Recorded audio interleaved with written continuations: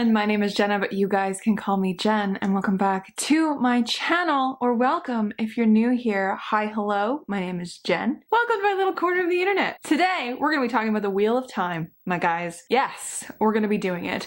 As somebody who loves fantasy, and only in the past few years has been getting into high fantasy, adult fantasy if you will, I was wary about going into the Wheel of Time. But if you guys have been following me for a little bit, you know that I have officially committed myself to doing the full thing, to getting through the full thing. As I have officially finished the first book and started the second, which I have right here, I'm in. I am in for the long haul. And today we're going to be talking about this book series, and this book specifically, and of course the upcoming Wheel of Time Amazon TV show, which I'm weirdly excited about. Is it weird to be excited about that TV show? I don't think so. But, okay, so caveat, I am a new fan of this. I know, like, next to nothing. I know exactly what's in this book about the Wheel of Time. I know very little about the Wheel of Time world, the story that Robert Jordan and then Brandon Sanderson finished up and meant to put out in the world. I know very little about it. All I know is what's in these pages right here and in the, I don't know, 100 pages that I've got, 120 pages that I've got through in the second book. That's all I know. So if I say anything wrong, please don't come for me. Because I know this fan base is massive and prolific and just really great to be a part of, I think. I'm hoping, at least, because, you know, some fandoms out there aren't that great to be a part of. But so far, Wheel of Time fandom has been fairly okay. So I guess that's good. I don't really know what I'm going to be talking about in this video, to be honest with you guys. I have a little list of like touch points I could go over. As I said, it's going to be the book and the show are like my expectations for it. But yeah, okay. So I guess first and foremost, I guess, is why I decided to pick up this book. So as I said, I'm just getting like, I'm fairly new to the adult fantasy or high fantasy genre, and I'm still trying to find my sweet spot, even though I absolutely love fantasy and fantasy is my favorite thing, always has been. Give me all the dragons. But adult fantasy is something that I have only recently come into because I was intimidated by it beforehand. That is even more true about the Wheel of Time. I have known of it in my life up to this point. It was one of those kind of like, wow, that's like a massive old fantasy series. Will I ever read that? Who knows? Maybe, but like it wasn't like this big thing that I was really excited about. And I was kind of sitting there and I was like, maybe not. It feels like it won't be that good of a series because, you know, it's older. It probably has some problematic elements to it, etc. etc. I don't really want to commit to a 15-book fantasy series kind of a thing. That was what I was feeling. And now that I have gotten over that and been in the booktube community and seen on Twitter all of the people getting really hyped for the show when that was announced last year, I think. I don't know how long ago it was announced, but just like seeing it kind of bubbling up and coming to my attention, I guess, on the internet is really fun. And I was like, you know, this kind of looks interesting. And it is, of course, fantasy. And I love Lord of the Rings, which is like the OG. So like, you know, if anything is sort of like that, why not give it a try? And so it was on my radar and I was like, And this past year, I picked up the paperback for it from a thrift store. And because I saw it and I was like, you know what, I might as well have this on my shelves. I might as well read it one day. I feel like I will because fantasy is a big part of my life and I feel like I should read one of the founding, more popular book series in the fantasy genre. You know what I mean? So I did, and it's been on my shelf for a while. And then I came across the booktuber and the YouTuber, Daniel Green, the Goblin King himself. And I quickly fell into just an obsession with his videos, I guess is the best way to say it. I just watched so many of his videos and I came across his absolute just adoration and love for the series, and he hyped it up so much that I was like, you know what, I gotta get in on this hype train. I'm in. I'm here. So I started reading it and I am now done it, and it is a 4 out of 5 star book for me. This first one, because it is of course the first in a big series, and the fact that this was so good and did set the stakes so high, I have fantastic expectations for the rest of the series, and I do plan on finishing this 15-book series sometime. in the future. As I said, I'm on to book 2, so I probably will be trucking through this for a few years to get myself through all of these books because of course, they're big. Read other things in between and stuff like that. But as for now, I'm into it. I will be dipping my toes into the fandom of Wheel of Time, which is very exciting.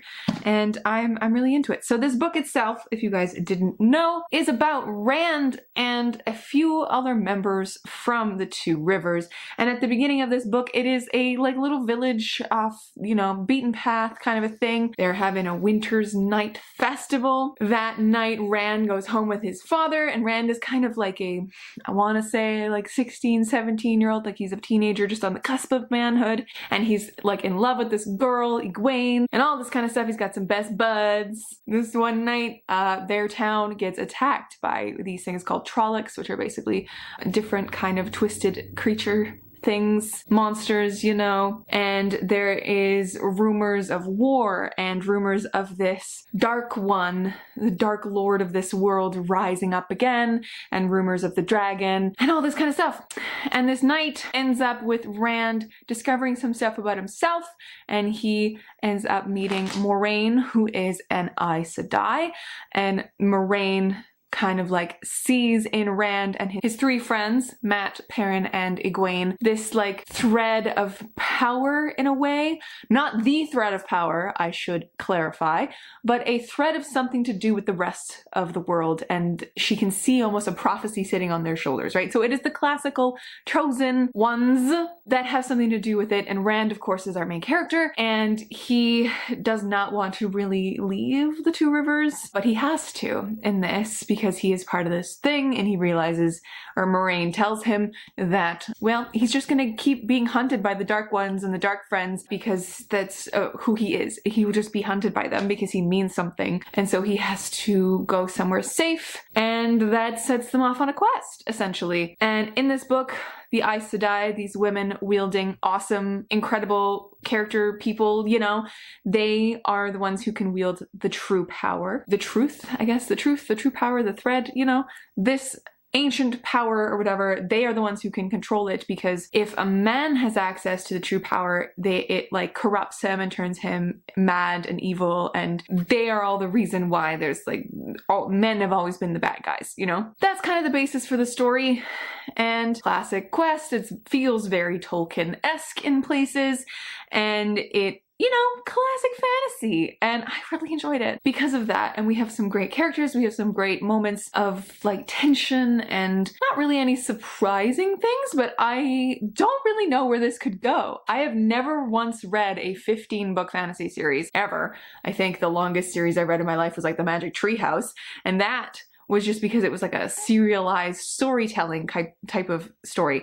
I've never read a book longer than maybe 7 books in a series, and I'm excited to see how this book series unfolds, to be honest with you guys. So I, from here on out, might possibly mention some spoilers. I don't know. Hopefully not too many big ones. But that is why I picked up the book, because Daniel Green convinced me to. And once I like actually got into it and started watching more of his videos, so I like would watch the ones that were like non-spoilery for myself because I don't want to be spoiled. And I would get in on his hype train of when he did his lives, when the trailer was dropped for the new show, that kind of a thing. It just, his love for this series made me so excited, and I think that's what it is. That's like one of the main things I absolutely love about Book Talk and YouTube and the book internet of any kind, is the way that people get so hyped about a book. That's what sells me on the book more times than anything else. If someone's really pumped about a book and they sell it really, really well, and I'm in because they're excited. So I want to be excited. I want to jump on the bandwagon. So I'm jumping in on the bandwagon for Wheel of Time, which is so fun. But okay, what should I talk about next? Oh, I have a note in my bullet journal that I also want to buy the entire set that is being released from Tor, because those new paperbacks are absolutely gorgeous. And I've seen somebody with them on their shelves, and it just looks so beautiful to see all of those books on the shelves. Yeah, I'm in. I want it so bad. But I also really like these old covers that I have. These are, of course, mass market paperbacks, so they do fall apart really easy, which is why I have this one being held together by 2 to paper clips because the first 30 pages of this book have fallen out and they fell out when I was reading them. So that's unfortunate, but I did pick this up at the thrift store and it had already been read at least once. We've got a visitor. But yes, so that's mainly it on my thoughts about the book without getting into any spoilers. But I'm really, really pumped about the TV show too, my guys. I have a feeling just from like being in the community and watching the videos and okay, fine, go somewhere else then.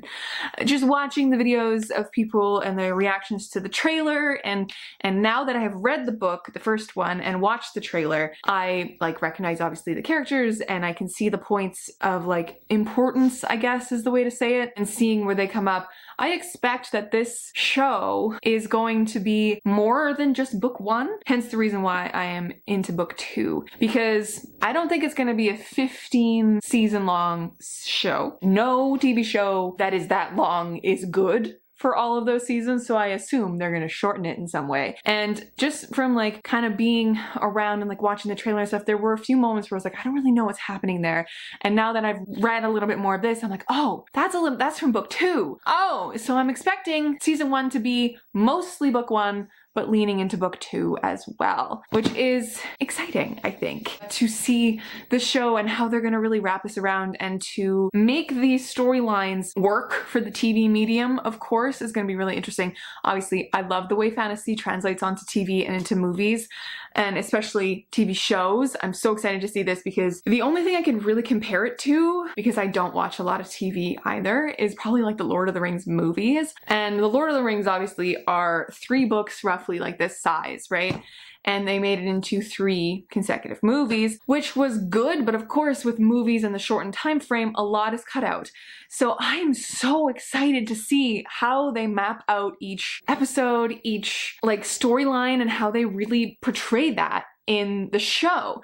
Like, for example, I am so excited to see the moment in the books where the team gets separated after being chased by more Trollocs and Fades.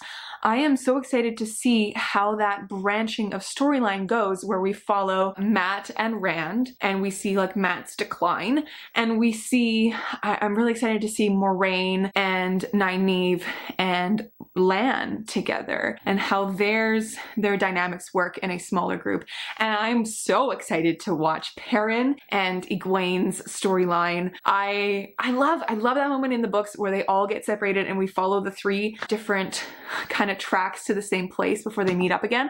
I really like those storylines, and I'm really excited to see how they do that in the show, because I know like if you're going narratively like with The Witcher, I guess I could have also compared it to The Witcher, but I have not read The Witcher books. I've only read the short story, the first one of the short stories, so I can't really say. That show narratively is really cool because of the way that it does the timeline thing throughout the first season, where we are going through the years with Geralt and then we are in the present day with Ciri. So I'm excited. I'm so excited to see what they do narratively with the story, because you guys know I love story structure. I love studying stories and all that kind of wonderful juiciness. And so seeing something that is in literary form translated into something visual is always so fun for me. I'm so excited. I am so excited about this, you guys. I'm like, the more I'm talking about it, the more hyped I'm getting for this TV show. I love it. I think that's what I'm most excited about, is to see how it translates narratively onto screen and how they decide to portray each of the storylines and each of the characters on screen. Of course, that also depends on the actors. Speaking of actors, I do believe there was a actor shift already, which is unfortunate, for Mat's character. I think whoever's picked for Mat in this season isn't going to be the same as the second season of the show. So that's going to be interesting to see how that plays out. Obviously, it's for reasons that the actor stepped back, like it's personal reasons probably. I don't believe there's been a statement that's been released as to why he's been replaced, but obviously they're not refilming the entire first season to, you know, completely replace him. So I'm intrigued to see how they manage that, because the new actor that they cast doesn't look like the original actor, so it's not going to be an easy switcheroo that people have done in TV many times before, where they've just swapped out actors and then no one's really noticed, or like people have noticed and been like, huh, I don't know about that. So that's gonna be interesting to see how they do that with Matt's story as well, from where it goes in this book and into the second one. I'm really intrigued by the character of Matt. He is so chaotic, and he gave me such anxiety when I was reading this book because he's such a little asshole. But also, like, from seeing him right at the beginning, you know it's not him, and you know it's not right. Like, you you know, if you've read the book, you know what I mean. Like, there's something off about him throughout this whole book, and it gave me hella anxiety to read his parts. And I was also worried about Rand, because Rand obviously is like the linchpin for all of this, because he's like whatever, the chosen one. So I was just concerned. That's mainly it. But I love the casting for this show. I think they did such an incredible job. Obviously, I don't have as a like tight bond with these characters as like people who have been reading The Wheel of Time since it came out, or like grew up on the series and whatever, and like have their own characters in their head for each of the characters. I think they really did a great job casting this. I think Moiraine is spot on, and I know a lot of people don't like Rosamund Pike as a choice for Moiraine, but I think she's gonna be so good. I'm so excited for this. I'm so excited for this, you guys. Yes, I'm so excited for that. And I have weirdly high expectations, because I know that it just looks so epic from the teases we've got. And if it's anything like what The Witcher was, like the grittiness and like the action scenes that you get from that, if it's anything like that, I'm gonna just fall head over heels in love with the show, because The Witcher is one of my favorite shows. Fantasy is one of my favorite shows, and this is such a good fantasy book, and I can only imagine the series as well. So I'm just really excited about it. I know that Daniel Green, he's mentioned something about like the setting of it and how it's not like a typical medieval Dungeons and Dragons fantasy world.